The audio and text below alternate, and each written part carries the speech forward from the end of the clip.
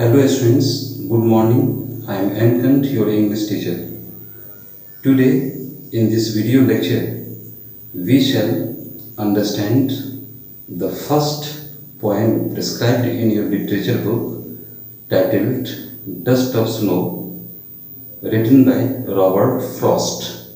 My dear students, this poem presents a moment that seems very simple and ordinary but has a deep impact and larger significance for the poet himself.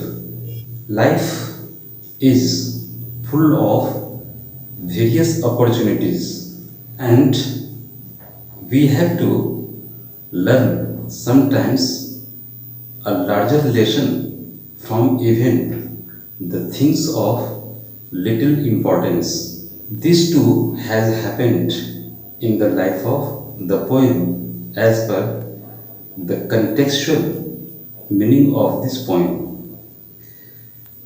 ये poem हालांकि life की एक general moment, एक ऐसे moment को describe करता है जो मोमेंट दिखने से बड़ा साधारण और सिंपल सा लगता है, जो मोमेंट हर किसी ऑर्डिनरी फेलो के लाइफ में आती जाती रहती हैं, लेकिन ये मोमेंट का, इस मोमेंट का एक डीप इम्पैक्ट और लार्जर सिग्निफिकेंस है। किसके लिए?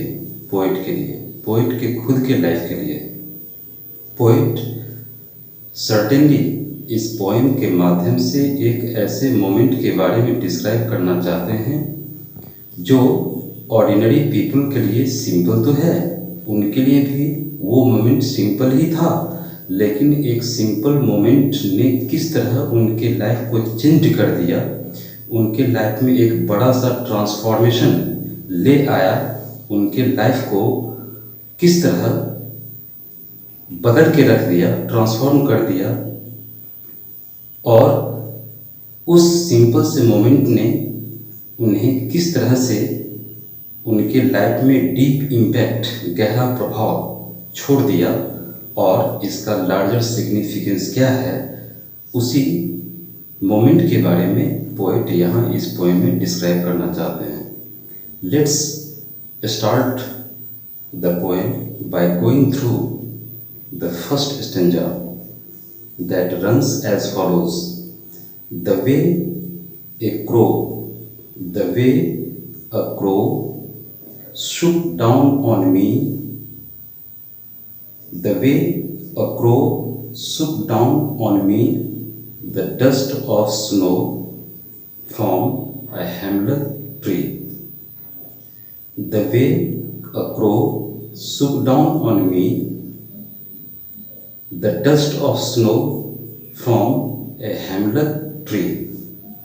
Poet इस फर्स्ट स्टेंजा, ओपनिंग स्टेंजा में उसी मोमेंट के बारे में डिस्क्राइब करते हैं कि एक बार विंटर टाइम में वो कहीं जा रहे थे, एक हेमलक ट्री के नीचे वो खड़े हो गए, आइस फॉल ज़्यादा हो रहा था, और जैसे ही वहाँ कुछ देर के लिए उन्होंने शेल्टर लिया, अचानक उस ट्री, जिस ट्री का नाम है हेमलक ट्री, उस ट्री के टॉप पे बैठा एक क्रो ने अपनी बॉडी को सेक किया, और उनके ऊपर जो पूरे ट्री के डिफरेंट पार्ट्स पे जो आइस फैले हुए थे, उसको उसने शुक डाउन कर दिया, उनके शरीर के ऊपर झाड़ दिया।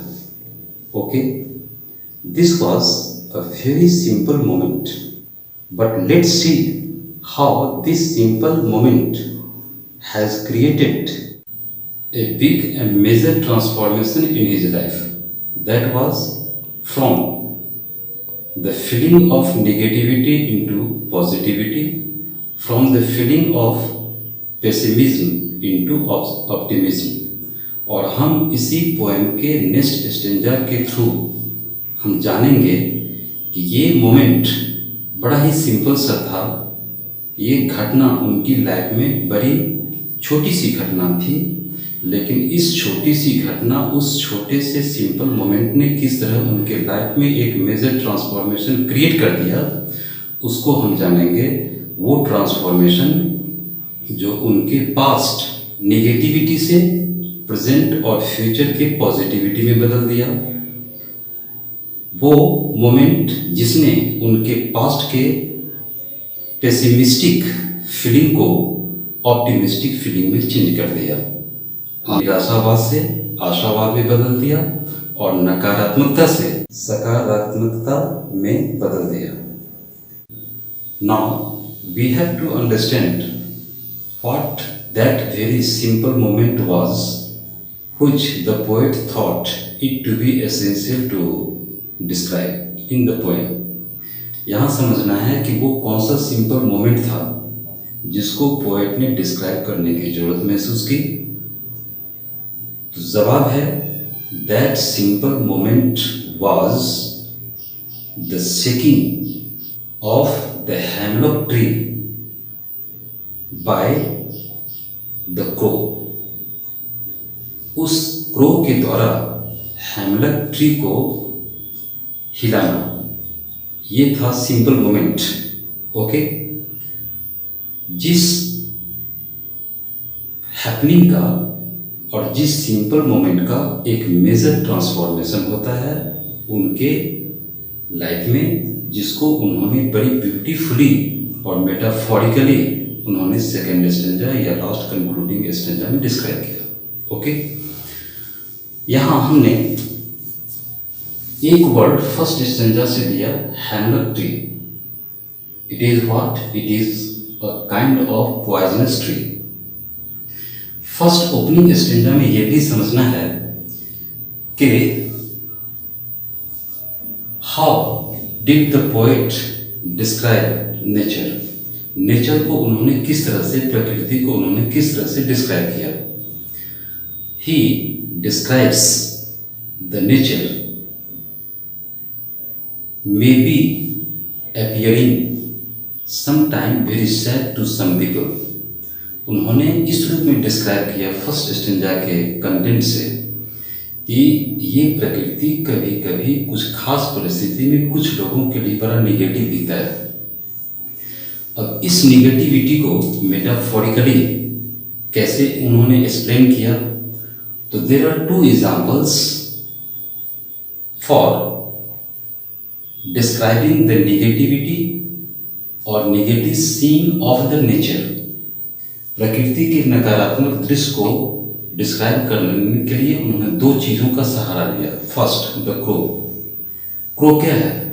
क्रो एक ऐसा बर्ड है जिसे कोई भी आदमी अच्छा नहीं मानता। It is an indicator of what? Ill happenings, है ना। अब शगुन के रूप में लोग इसे मानते हैं, चिड़िया को मानते हैं।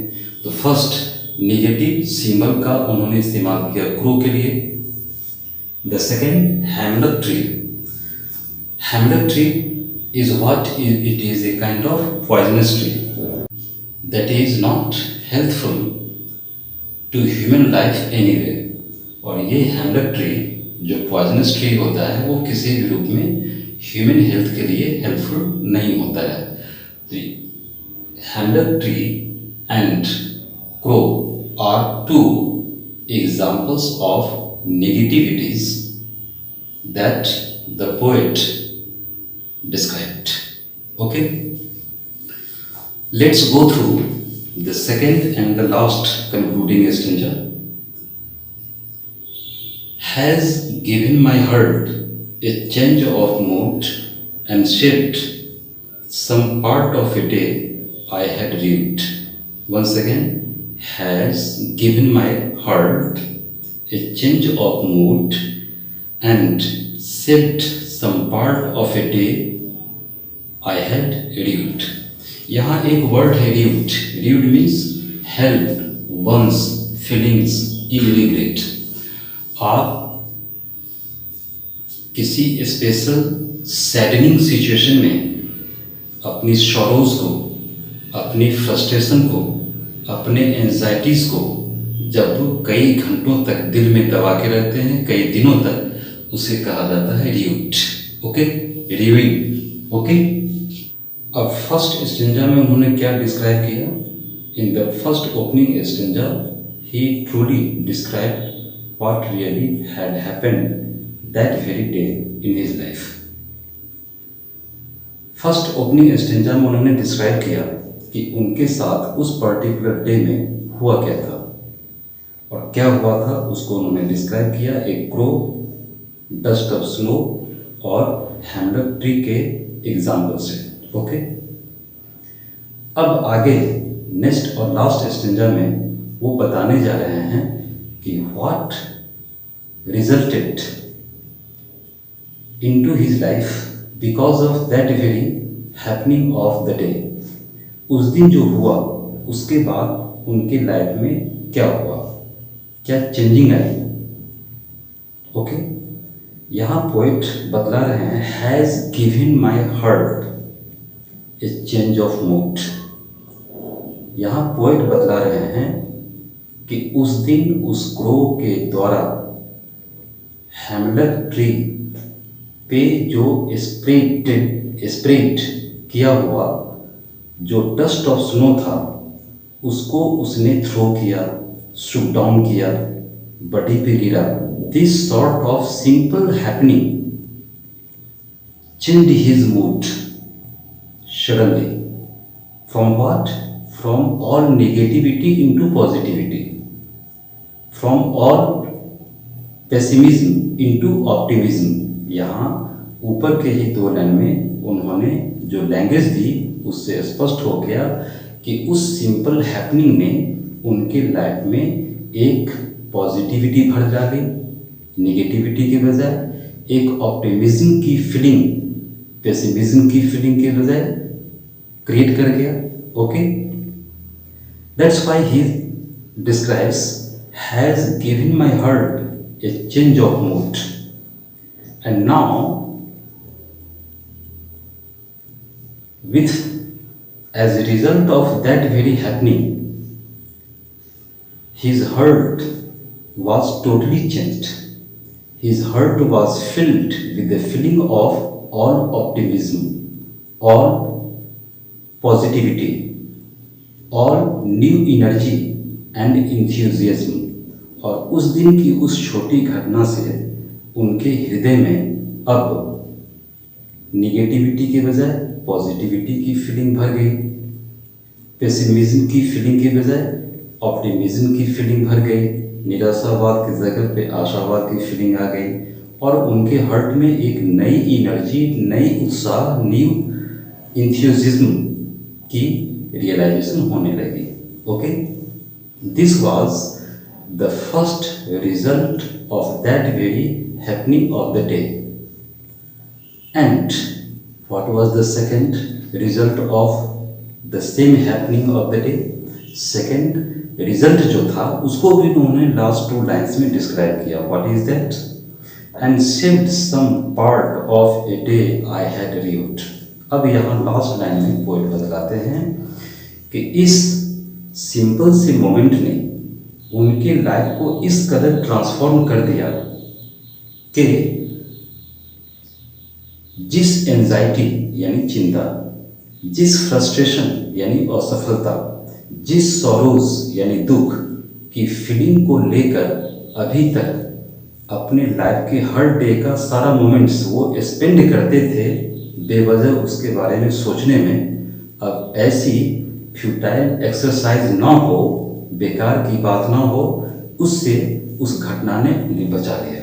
Now this happening saved his maximum hours of his life ahead of himself in a way to think unnecessarily about the past moment of frustration, pessimism and negativity.